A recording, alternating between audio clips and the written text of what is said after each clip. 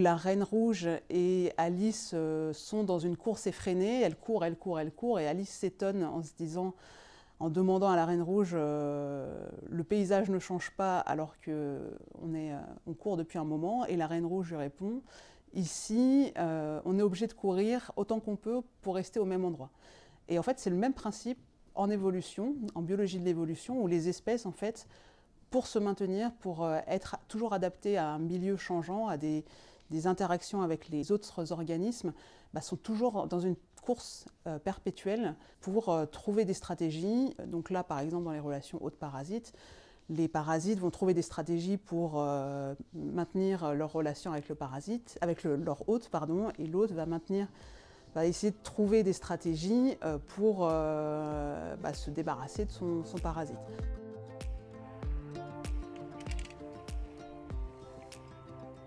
Je m'appelle Aurélie Goutte, je suis maître de conférence en écotoxicologie aquatique à l'École pratique des hautes études et je suis basée à Sorbonne Université dans une unité de recherche qui s'appelle METIS et qui dépend de l'IPSL.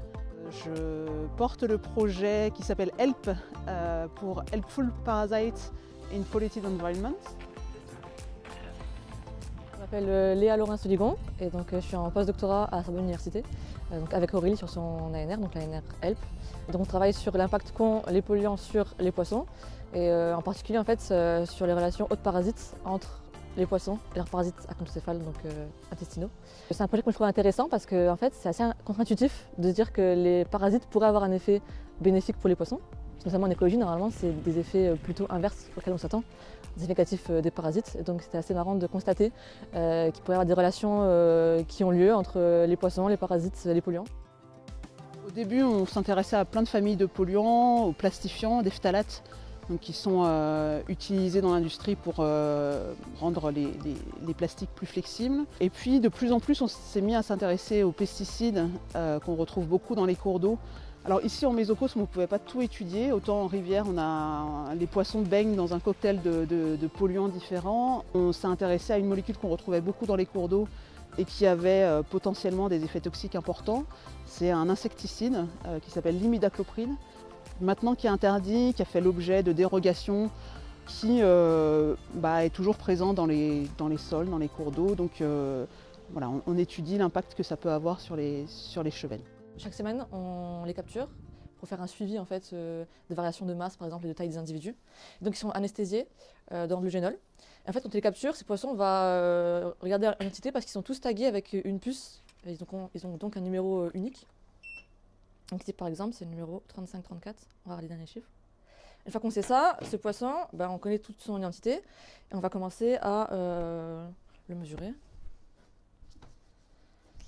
Hop.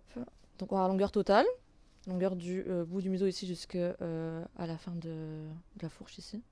Donc 14,9 cm. Et ici on a la longueur standard au début de la queue et donc 12,7.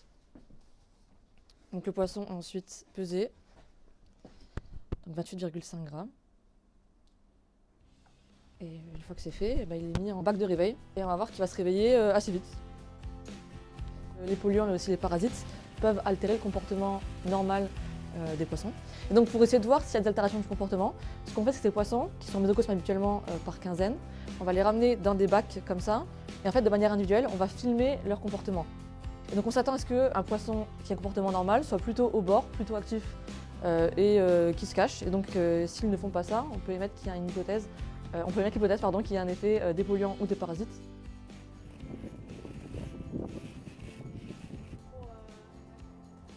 On constate que les parasites, c'est un peu les parents pauvres de toutes ces questions un peu écologiques. Comme je le disais, pourtant ils ont une place importante en termes de nombre d'espèces, en termes de fonction dans l'écosystème. Et on ne sait pas trop comment ils répondent aux polluants ou comment ils répondent au changement climatique. Alors il y a une étude récente qui montre qu'il y a un déclin des parasites dû à l'augmentation des températures. Et ce déclin des parasites, ça peut être un effet direct des changements environnementaux sur les parasites, mais ça peut être...